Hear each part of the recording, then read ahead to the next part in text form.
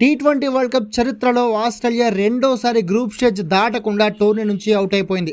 టెక్నికల్గా అయితే ఇది నాలుగోసారి, బట్ రూల్స్ ప్రకారం ఇది రెండోసారి అనుకోవచ్చు. ఆల్రెడీ ఆడిన రెండు మ్యాచ్లో రెండింట్లోనూ గెలిచిన జింబాబ్వే మంగళవారం ఐర్లాండ్తో తలపడేందుకు రెడీ అయింది. అయితే ఆ మ్యాచ్ వర్షం వల్ల పూర్తిగా రద్దు కావడంతో జింబాబ్వే, ఐర్లాండ్ రెండు జట్లకి చెరో పాయింట్ లభించింది. దీంతో ఆల్రెడీ 4 పాయింట్లతో టాప్ 2లో ఉన్న జింబాబ్వే 5 పాయింట్లతో గ్రూప్ సెకండ్ టాపర్గా సూపర్ 8లో అడుగుపెట్టింది. అదే టైంలో ఆడిన 3 మ్యాచ్లో ఒక్కటే గెలిచి 2 పాయింట్లతో ఉన్న ఆస్ట్రేలియా నెక్స్ట్ ఒమన్తో జరగబోయే మ్యాచ్లో గెలిచిన 4 పాయింట్లకే చేరుకుంటుంది. కాబట్టి టోర్నీ నుంచి అఫీషియల్గా అవుట్ అయిపోయినట్లే.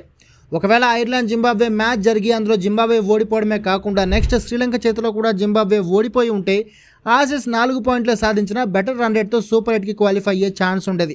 కానీ ఇప్పుడు ఛాన్స్ లేకుండా పోయింది. అయితే ఇది ఆస్ట్రేలియాకి ఓ రకంగా 4గో గ్రూప్ స్టేజ్ ఎలిమినేషన్. 2009లో అన్ని దేశాలు కలిసి ఆడిన గ్రూప్ స్టేజ్లో వెస్టిండీస్ శ్రీలంక చేతిలో ఓడి గ్రూప్ స్టేజ్ నుంచి ఎలిమినేట్ అయింది. ఆ తర్వాత 2014-16 టైంలో గ్రూప్ స్టేజ్లో అసోసియేట్ నేషన్స్ మాత్రమే తలపడ్డాయి. అందులో టాప్ జట్లు మెయిన్ టీమ్స్తో గ్రూప్స్లో యాడ్ అయ్యాయి. అక్కడ సూపర్ 10 ఫైట్ జరిగింది. ఈ సూపర్ 10 గ్రూప్స్లో ఆడిన ఆసీస్ అక్కడి నుంచే టోర్నీ నుంచి ఎలిమినేట్ అయిపోయింది. అంటే ఓ రకంగా ఇది ఆసీస్కి గ్రూప్ స్టేజే. కానీ ఈ 2 సీజన్లలోనూ ఆసీస్ ఈ స్టేజ్ నుంచే ఎలిమినేట్ అయిపోయింది.